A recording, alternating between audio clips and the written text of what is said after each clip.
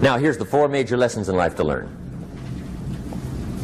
I've got my first book finished. Came out a couple of weeks ago. This is in it. The 4 major lessons in life to learn. Here they are. Number 1, learn how to handle the winters. That's lesson 1. They come right after falls with regularity. Some are long and some are short and some are hard and some are easy, but they keep coming. You must learn to handle the nights. They come right after days. You must learn to handle difficulty. It comes right after opportunity. You must learn to handle recessions. They always follow progressions for the last 6,000. See, it isn't going to change. The lesson you must learn is how to handle it. And there's all kinds of winters, right? The winter when you can't figure it out. The winter when it all goes smash. The winter when it turns belly up. The winter when it won't work, when you've run out of money and you've got a broken heart. See, those are winter times. There's all kinds. Economic winters, social winters, personal winters. When your heart is smashed in 1,000 pieces and the nights are unusually long, your prayers seem to go no higher than your head. It's winter time. Barbara Streisand sings, "It used to be so natural to talk about forever, but used to be's don't count anymore. They just lay on the floor till we sweep them away. You don't sing me love songs, and you don't say you need me, and you don't bring me flowers anymore." A song of winter. But see, the disappointments come. Those are normal. That's part of life. But the question is, how do you handle it? How do you handle the coming winters and the disappointments and the down times? Well, you can't get rid of January by tearing it off the calendar. But here's what you can do. You can get stronger, you can get wiser, and you can get better. The winters won't change, but you can. And that's how life changes for you. See, before I understood, when it was winter, I used to wish it was summer. I didn't understand. When it was hard, I used to wish it was easy. I didn't know. And then Mr. Schoaf gave me a part of his very unique philosophy when he said, "Don't wish it was easier, wish you were better." See, that triggered my whole life change. Don't wish for less problems. Wish for more skills. Don't wish for less challenge. Wish for more wisdom. That's the key. So that's lesson 1. Learn how to handle the winters. Here's lesson 2. Learn how to take advantage of the spring. That's the second one. Spring is called opportunity. And spring follows winter. What a great place for it. If you were going to put it somewhere, that'd be the place to put it, right after winter. And pray tell, how often does spring follow winter? Every year with regularity, 6,000. You can almost count on it. See, opportunity always comes. Days follow nights. Isn't that terrific? Opportunity follows difficulty. But here's what you must learn to do. Underline these 2 words in that key phrase. Take advantage. Underline those 2. You must learn to take advantage of the spring. See, just because spring rolls around is no sign you're going to look good come fall. You got to do something with it. In fact, you have to get good at one of 2 things in life. Planting in the spring or begging in the fall. Or get somebody to do it for you. See, those are about the only alternatives.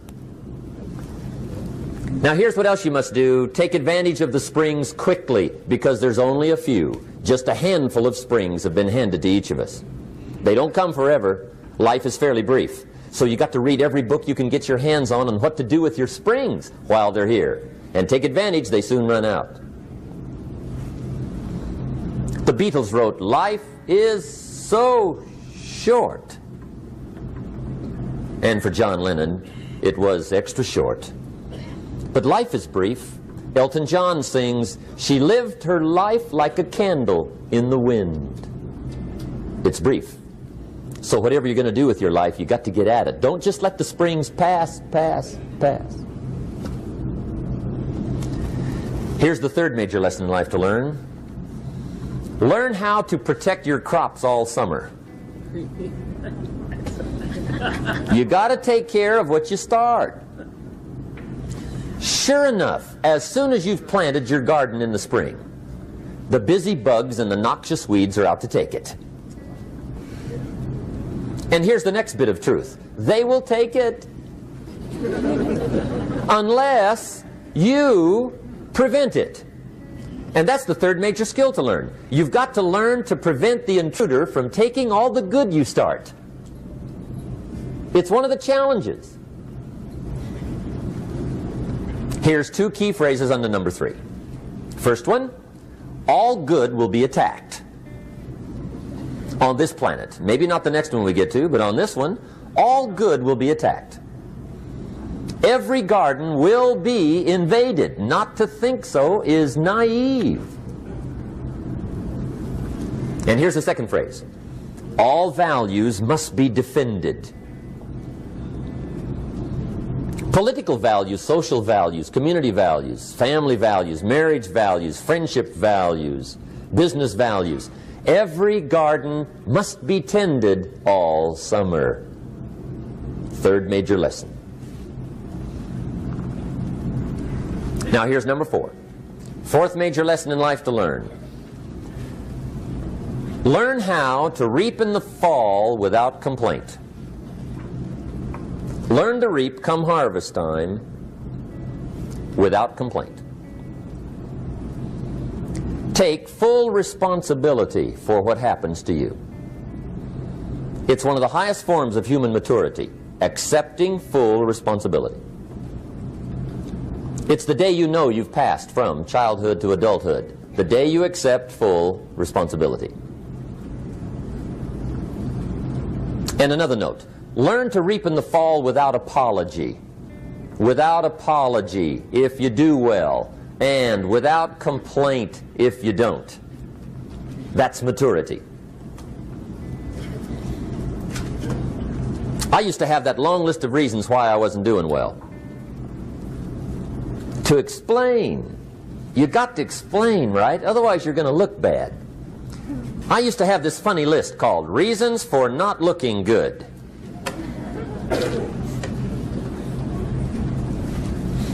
I used to blame the government. I mean, you can believe that or not. It was at the top of my list. I had a lecture second to none. The government. That was on my list. I used to blame taxes. Look what you got left after they take everything. And they expect you to do well. That was on my list there. Prices, that one's easy, right? You walk into the supermarket with $20, come out with a little half bag. So I had that on my list. I used to blame the weather. I blamed the traffic. I used to blame my car.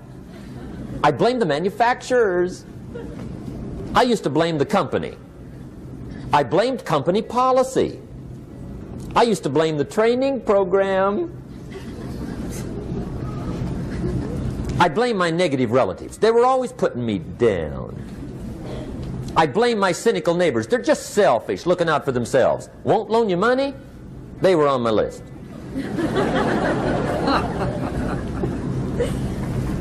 I used to blame the economy. I blamed the community.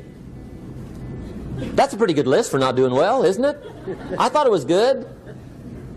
I'll never forget one day, Mr. Schoaf was very kind, but he was also very blunt. And this was no exception. And I'm glad he was blunt. There's a lot of things I'd have missed if he hadn't have been blunt. One day, with sort of a curious look on his face, he said, "Jim, just out of curiosity, tell me, how come you haven't done well up until now?"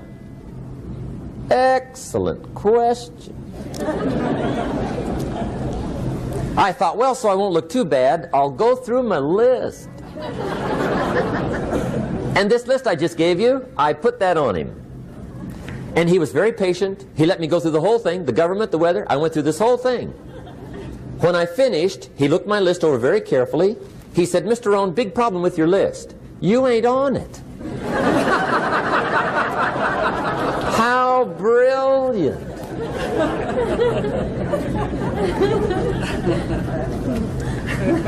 When I went to work for him a few months later, I learned very quickly to tear up my list, reasons for not doing well, and I threw it away. And I got me a fresh piece of paper. And I put one word on it. Me. There's a Black Heritage spiritual that says it's not my mother nor my father, nor my brother nor my sister, but it's me, oh Lord, standing in the need of prayer.